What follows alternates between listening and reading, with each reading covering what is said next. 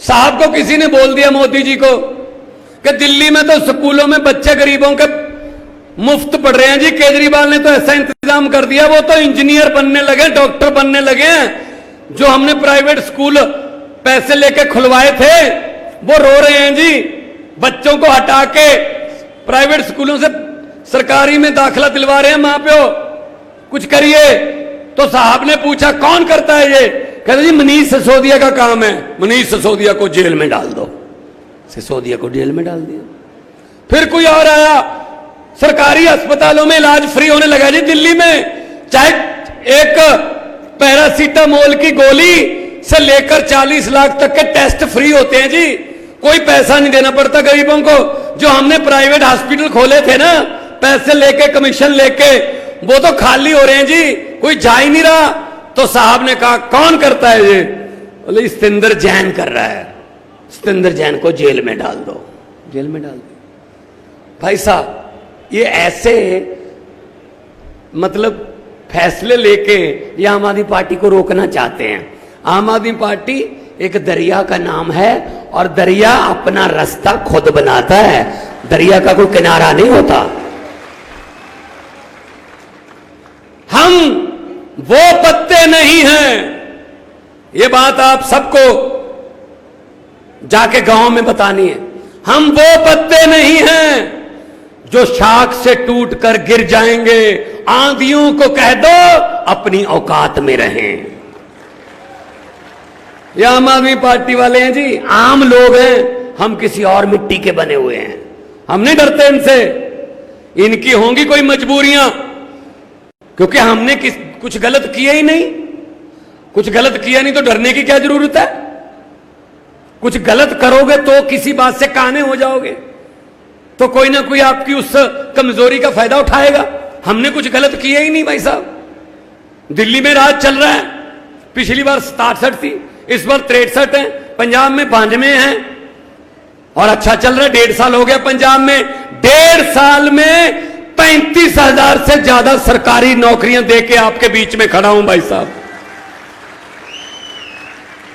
35,000 और लाखों की गिनती में प्राइवेट सब आ रहे हैं। टाटा स्टील भी आ रहा है, बड़े बड़ी कंपनियां पंजाब में आ रही हैं कि हम पंजाब में अब अपना स्टील प्लांट लगाएंगे, अपना प्लांट लगाएंगे। सारे इन्होंने परिवार पाले, इन सब ने अपने परिवार पाले। हम देश को पालने की बातें कर रहे हैं सर। तुम भी हमारे परिवार का हिस्सा हो, तुम भी हमारे चाचा ताया छोटे बड़े भाई हो। जनता को भूल जाते हैं, पहले हाथ जोड़कर सेवा मांगते हैं, सेवा का मौका दीजिए। पहले 1.5-2 महीने हाथ जोड़ते हैं भाई साहब इलेक्शन के समय, उसके बाद 4.25 साल पब्लिक हाथ जोड़ती रहती है, एक बार तो मिल लो, मिलते ही नहीं है।